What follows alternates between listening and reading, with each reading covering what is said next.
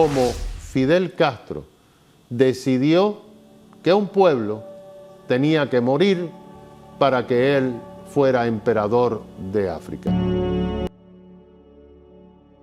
No hay duda que esas declaraciones de Ford responden al hecho de que los imperialistas están irritados con nosotros. ¿Y por qué están irritados? Porque lo tenían todo planeado para apoderarse de Angola antes del 11 de noviembre. Angola es un territorio rico en recursos naturales. Cabinda tiene grandes recursos petroleros, una de las provincias de Angola. El país es rico en minerales, diamantes, cobre, hierro. Esa es una de las razones por las que los imperialistas quieren apoderarse de Angola. Algunos imperialistas se preguntan ¿por qué ayudamos a los angoleños? ¿Qué intereses tenemos nosotros allí? Ellos están acostumbrados a pensar que cuando un país hace algo es porque está buscando petróleo, o cobre, o diamante, o algún recurso natural. No. Nosotros no buscamos ningún interés material y los imperialistas es lógico que no lo entiendan, porque se guían por criterios exclusivamente chauvinistas, nacionalistas, egoístas. Estamos cumpliendo un elemental deber internacionalista cuando ayudamos al pueblo de Angola. El gobierno de Angola valoraba más a los que tiraban tiros que a los que enseñaban o salvaban vidas, porque a los soldados, por un soldado, le pagaban a Fidel Castro, no al soldado, le pagaban a Fidel Castro $4,000.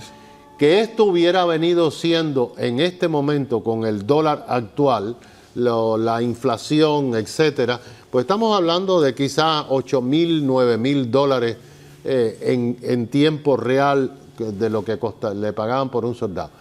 Y a un médico y a un maestro, ¿cuánto costaba? $2,000. $2,000, la mitad. La Internacional de Liberación de Angola y pelear Movimento Popular de Liberación de Angola y UNITA, Unión Nacional para la Independencia Total de Angola, firmaron los acuerdos de paz de Alvor en Portugal, en la región del Algarve, y enviaron para Angola el alto comisario portugués para la descolonización de Angola, Alva Rosa Coutinho, y que desgraciadamente era cuñado de Agustín Neto, y secretamente él y Neto viajaron hasta Cuba y trataron con los Castros, tomaron la decisión de ir para Angola y mandarle, o sea, donde mandaron más de 60,000 tropas cubanas y violaron el acuerdo en lugar de respetarlos y hacer las elecciones que eran previstos para el año 75. Ahí cuando empieza la guerra civil, Holden Roberto, Savimbi, luchando contra Agostinho Neto. ¿Quién era Jonas Savimbi? Jonas Savimbi es un hombre que va a ser leyenda en África, es un hombre muy carismático, educado en Londres y en Lausana, en Oxford y en Lausana, en Suiza. Estudió medicina, estudió filosofía, hablaba varios idiomas, un líder, venía de una familia de media clase, era un socialdemócrata, odiaba al comunismo porque había estudiado el comunismo, odiaba a las dictaduras, a los nazis, es decir, ese era un hombre, un verdadero líder, y logró movilizar a una gran parte del país cuando sobre todo empezaron a entrar los cubanos.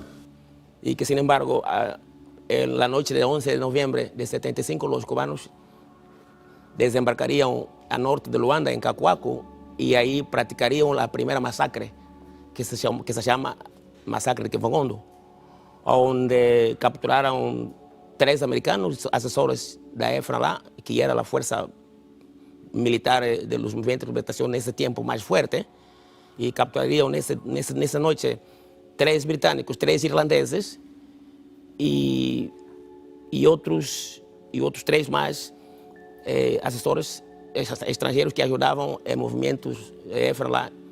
Y entonces, a la noche del 11 de noviembre, Rosa Coutinho entregaría la independencia de Angola a su cuñado Agustín Neto.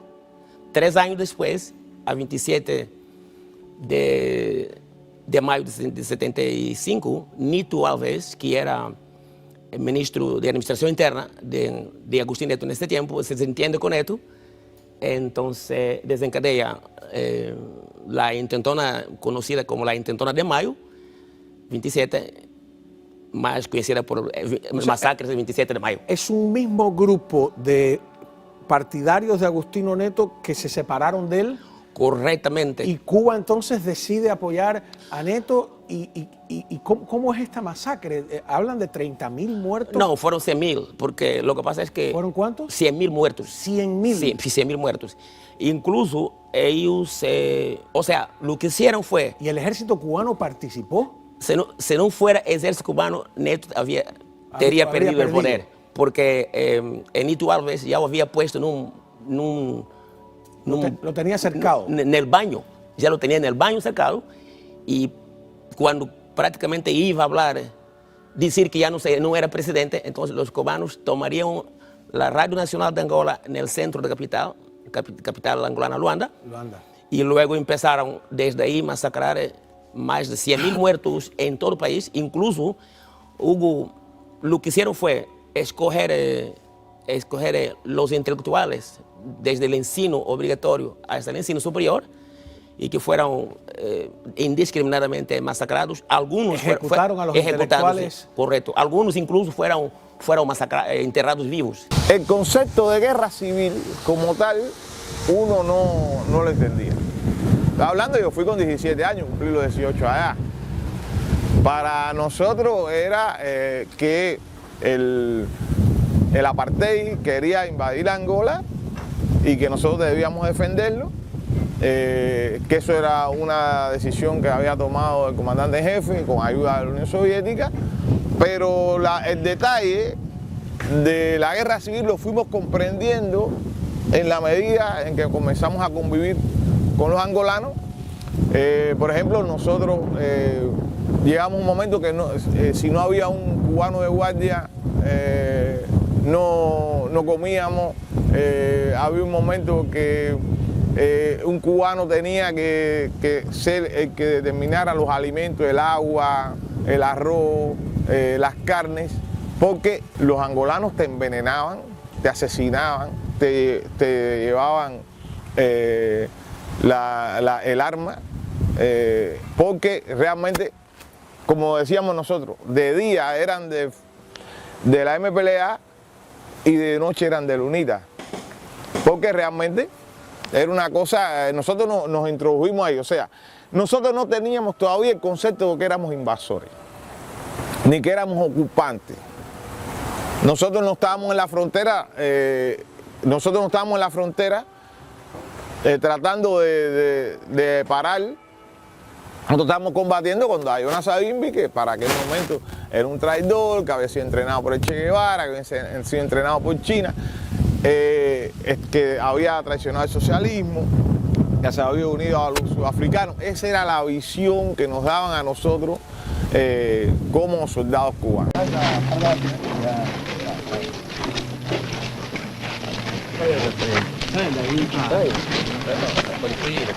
Para aquí, toda esa sangre aquí. Entonces por aquí, cuando nos traían When de they allá, capture him now? cuando nos traían de allá de Lisboa para acá, Sí. de Lisboa, no, no sé, de un país, de un pueblo que allá. Un povo, ¿El Lubito? é o povo que ele bateu.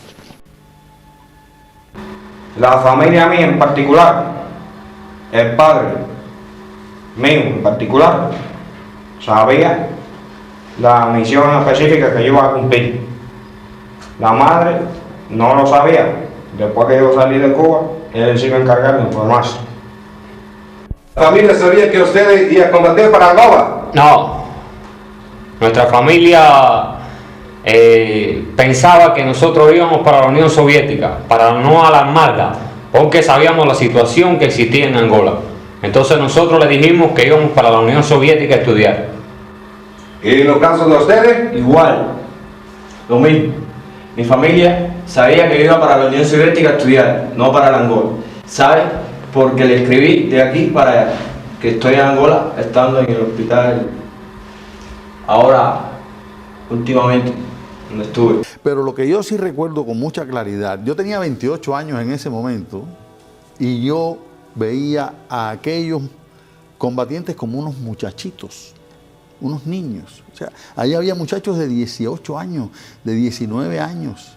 A mí eso me llamó mucho la atención porque eran, bueno, una de las cosas que más desmoralizaba a esos combatientes era cuando recibían cartas de Cuba, ya fuera de su pareja o de uno de sus familiares, que les anunciaban la ruptura de la relación que tenían con su novia en Cuba. ¿Lo mismo la propia novia? ¿Entendían esos soldados el conflicto, esas diferencias tribales? Nada de... Bueno, perdón, déjame...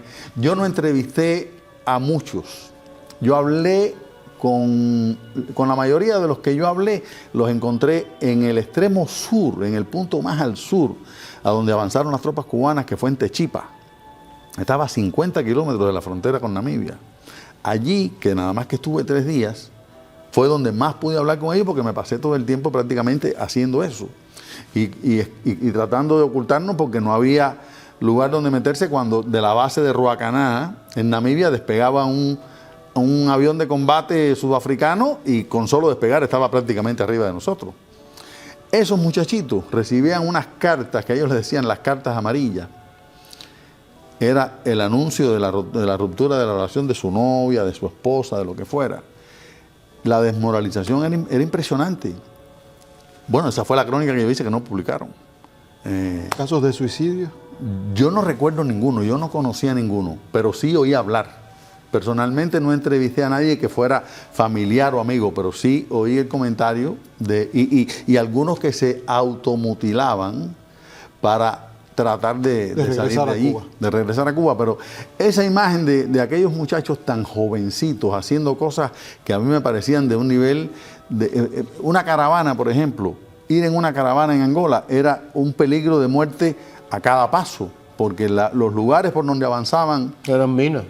Eran lugares minados. Y entonces, bueno, uno de los consejos que me dan dice, móntate no dentro del vehículo, sino arriba, para si te coge una mina, por lo menos que tengas una posibilidad de cuando salgas disparado por el aire, si caes en un área boscosa o de césped, a lo mejor te puedes salvar. La guerra de Angola es la guerra más larga de la historia de Cuba, más que la de los 10 años. Sin embargo, es también la más olvidada o la menos historiada. José Ramón López Rodríguez fue combatiente internacionalista. Vive en el reparto Camilo Cienfuegos de la ciudad de Bayamo, provincia Granma. Participé en la guerra de Angola, fui a cumplir mi misión militar con 18 años de edad. Ningún dirigente de la Asociación de Combatientes me ha visitado a mí. Eso es una realidad que lo sabe el gobierno. Nosotros aquí, todos los que vivimos en este barrio, somos gente marginada. El gobierno no nos quiere poner ni contador de corriente. Quedando en el olvido, José Ramón tiene que lidiar junto a sus vecinos con las limitaciones que le imponen las autoridades locales. Ellos dicen que este barrio todavía no en el plan no le ha llegado, no le han llegado los contadores para ponerlo. Entonces nos acosan porque dicen ellos que nosotros robamos corriente. Necesitamos el servicio, una obligación del gobierno por los derechos humanos de facilitarnos la electricidad. En este sentido, se siente muy indignado. Ojalá y nos dieran la oportunidad de agruparnos para hacer manifestaciones contra el gobierno y decirle que nosotros también pertenecemos a los indignados de España, de Grecia y de todos esos países que hay situación económica. José Ramón destaca las diferencias que el gobierno marca en el trato entre los combatientes internacionalistas y los médicos cubanos en las misiones de ahora. El gobierno cubano le da casa a los médicos con condiciones. ¿Por qué si ellos van desinteresadamente y le facilitan todas esas cosas? Si ellos van a salvar vidas, nosotros también fuimos a salvar vidas.